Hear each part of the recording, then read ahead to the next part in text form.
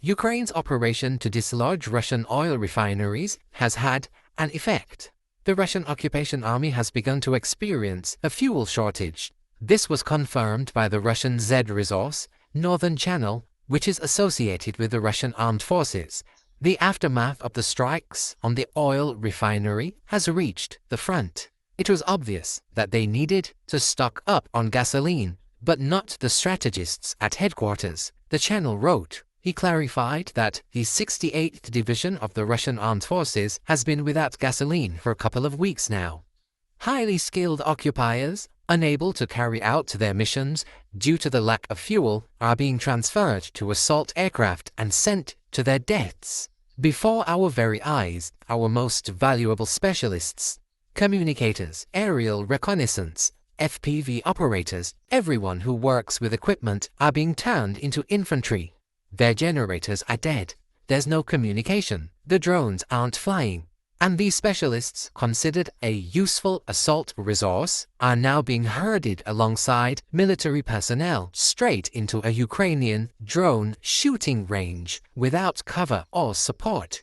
Severity Canal wrote, "It's worth noting that over the past 6 months, the Ukrainian defense forces have been actively striking oil refineries in European Russia. More than 20 facilities have been hit, many of which were attacked more than once. This operation has disrupted the Russian fuel market, with some regions and occupied territories facing gasoline shortages."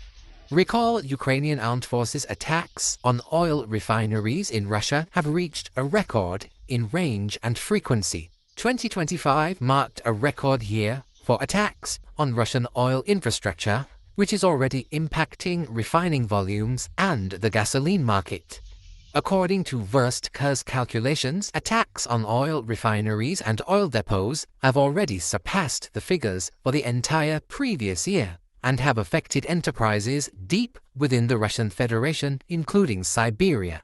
While last year's most distant target was the Salavat oil refinery in Bashkortostan, approximately 1,300 kilometers from the Ukrainian border, attacks against it are now becoming more common. This year, the Salavat refinery has already been hit twice, on September the 18th and 24th. The strikes also affected other facilities in the region. The Bashneft oil refinery, located even further away, approximately 1,350 kilometers from the border, was attacked 3 times, on March the 3rd, September the 13th, and October the 11th. Ukrainian President Volodymyr Zelensky stated at the end of October that Ukrainian airstrikes had reduced Russian oil refining capacity by approximately 20%. This estimate is partially confirmed by data from Russian sources. According to RBC, at the end of September, approximately 38% of primary processing capacity was idle. The consequences are reflected in the domestic market. From August to October, gasoline shortages were recorded in more than 50 regions of the Russian Federation, with drivers complaining of price hikes at gas stations and local shortages.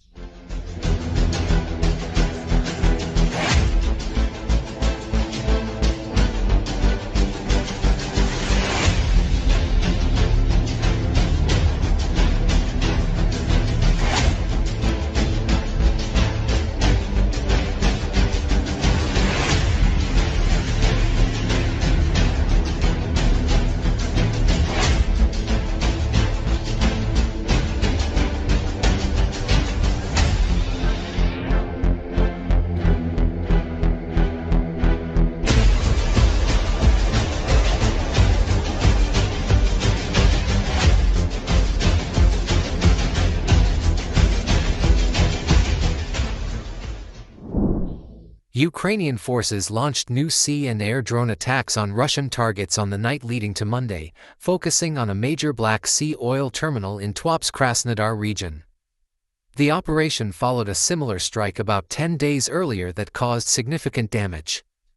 Unconfirmed reports suggest Ukraine may also have fired its new Flamingo long-range cruise missile at the port, an important hub for Russia's oil exports. According to local sources, explosions and fires were seen in Tuapse shortly after 1 a.m. Monday. Videos posted online show blasts near the central port area. The terminal, capable of processing around 17 million metric tons of oil products annually, is Russia's second-largest Black Sea export facility. Previous Ukrainian strikes on the port in September and early November damaged tankers, disrupted refinery operations, and caused an oil spill. Russian officials later claimed that 4 Ukrainian unmanned boats were intercepted and that there was no serious damage or casualties, though they admitted a nearby home and garage were affected by an explosion. Local social media reports, however, contradicted this, suggesting that a tanker at the pier was struck. Geolocation experts identified one explosion near Twop's Wharf 167, commonly used for crude oil loading. Security footage showed a large blast and subsequent fire, and some Ukrainian sources claimed a tanker had been destroyed, though this could not be confirmed. Russia's national railway operator extended a ban on rail deliveries to the port due to logistical problems. Ukrainian sources reported that the attacking Magura Sea drones, developed domestically and capable of speeds exceeding 40 km per hour, were launched from the Odessa region and traveled about 900 km through international waters to reach the target. These drones can double their speed during final approach, making them difficult to intercept.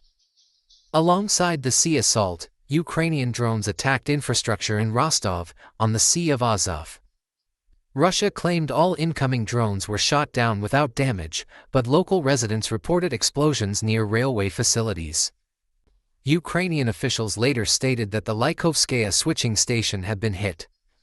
Russia's defense ministry said more than 50 Ukrainian drones were detected across southern and western regions, leading to temporary flight suspensions at multiple airports. These attacks are part of Ukraine's ongoing campaign, launched in July, to undermine Russia's oil industry and retaliate for Russian strikes on Ukrainian cities.